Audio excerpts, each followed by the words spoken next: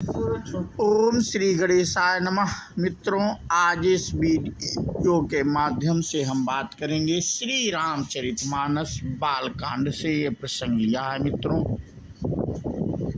और इस कांड के भाग 72 हम आप लोगों से साझा कर चुके हैं, और आज भाग 73 साझा करेंगे।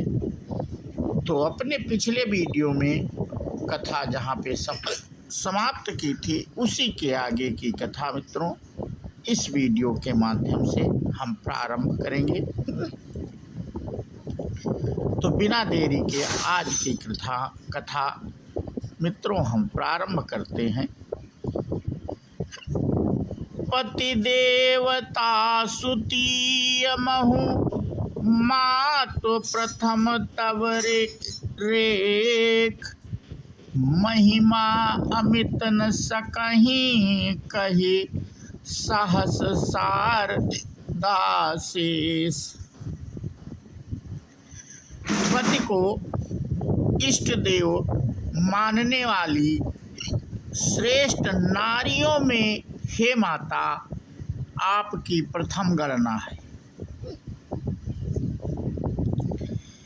आपकी अपार महिमा को हजारों सरस्वती और शेष जी भी नहीं कह सकते। हे भक्तों को मुँह मांगा वर देने वाली, हे त्रिपुर के शत्रु शिव जी की प्रिय पत्नी, आपकी सेवा करने से चारों फल सुलभ हो जाते हैं। हे देवी, आपके चरण कमलों की पूजा करके देवता, मनुष्य और मुनि सभी सुखी हो जाते हैं। ये मित्रों माता सीता जी पार्वती जी से पूजा करने गई हैं, मंदिर में कह रही हैं, मेरे मनोरथ को आप भली भांति जानती हैं, क्योंकि आप सदा सबके हृदय रूपी नगरी में निवास करती हैं। इसी कारण मैंने उसको प्रकट नहीं किया। ऐसा कहकर जानकी जी ने उनके चरण पकड़ लिए। गिरिजा जी सीता जी के विनय और प्रेम के बस में हो गई। उनके गले की माला खिसक पड़ी और मूर्ति मुस्कराई। सीता जी ने आदर पूर्वक उस प्रसाद माला को सिर पर धारण किया। गौरी जी का हृदय हर्ष से भर गया और वे बोली, हे सीता, हमारी सच्ची आशीष सुनो, तुम्हारी मनः कामना पूरी होगी। नारद जी का वचन सदा पवित्र, संशय भ्रम आदि दोषों से रहित है और सत्य है। जिसमें तुम्हारा मन अनुरक्त हो गया है वही वर तुमको मिलेगा।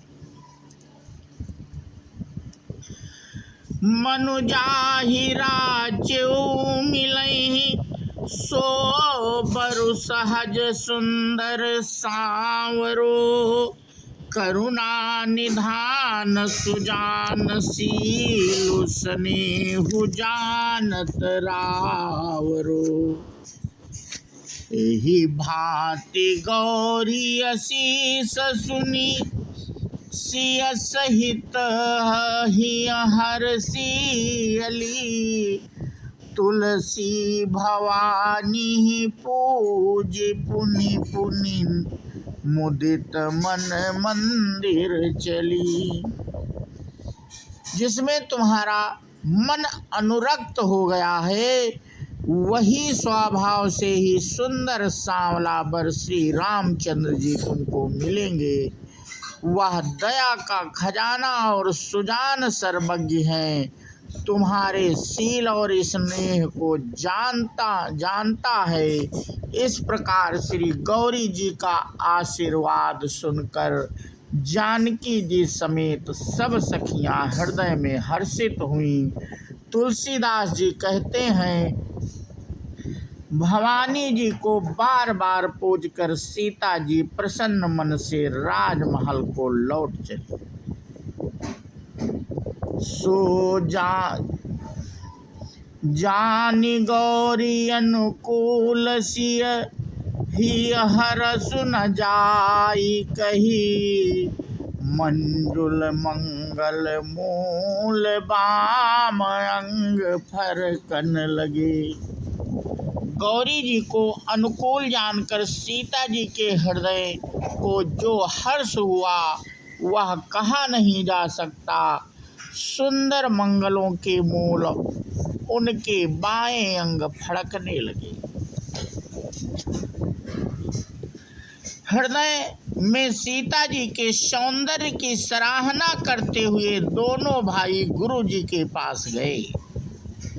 श्री रामचंद्र जी ने विश्वामित्र जी से सब कुछ कह दिया, क्योंकि उनका सरल स्वभाव है, छल तो उसे छूता भी नहीं है।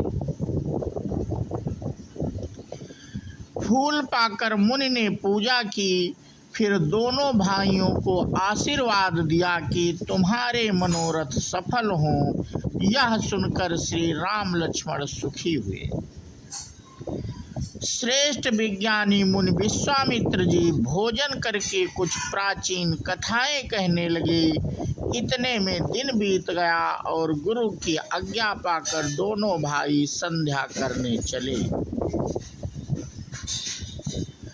उधर पूर्व दिशा में सुंदर चंद्रमा उदय हुआ।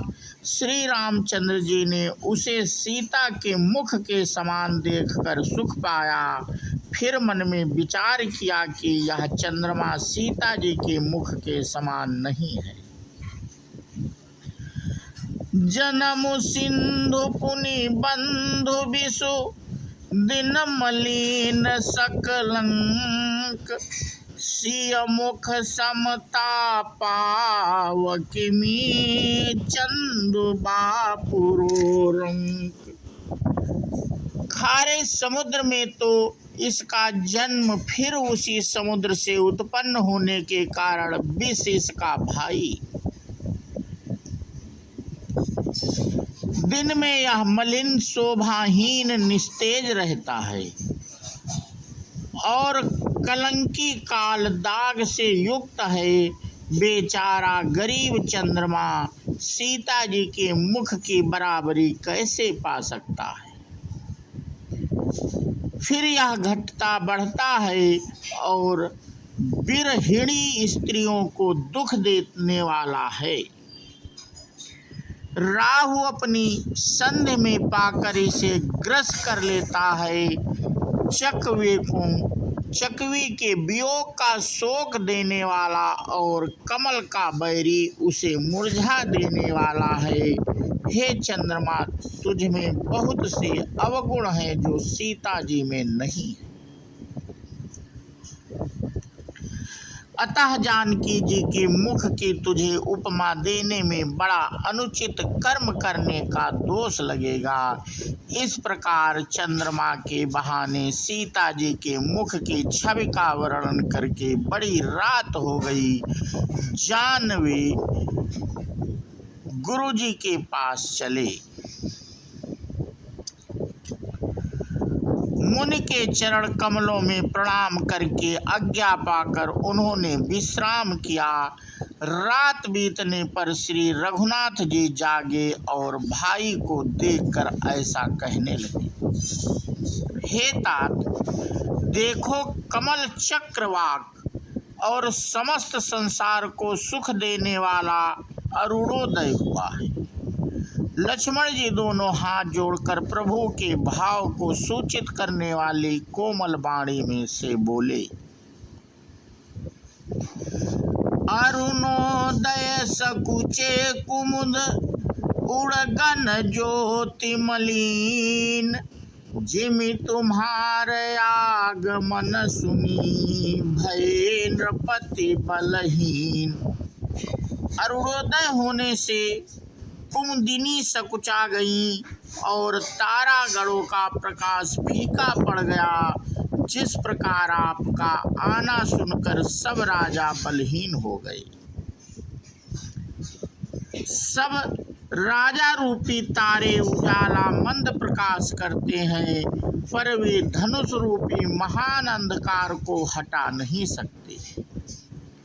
रात्रि का अंत होने जैसे कमल, चकवे, भौरे और नाना प्रकार के पक्षी हर्षित हो रहे हैं,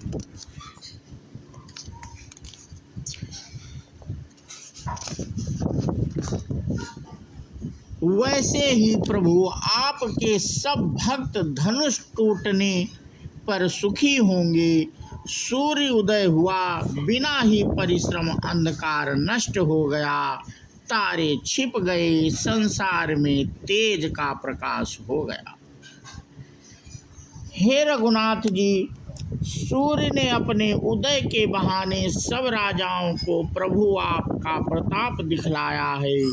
आपकी भुजाओं के बल की महिमा को उद्घाटित करने, खोल कर दिखाने के लिए ही धनुष तोड़ने की यह पद्धति प्रकट हुई है।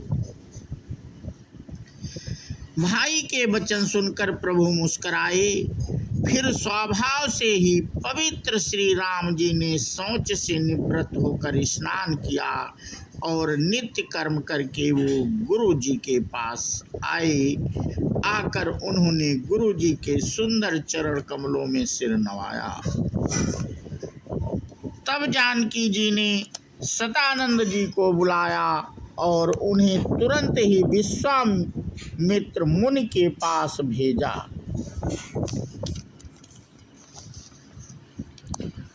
उन्होंने आकर जनक जी की विनती सुनाई।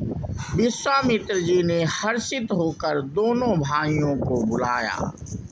तो मित्रों, आज का प्रसंग हम यहीं पे समाप्त करते हैं और इसके आगे की कथा हम अपने अगले वीडियो के माध्यम से साझा करेंगे। बोलो सियावर रामचंद्र की जय, हनुमान जी की जय।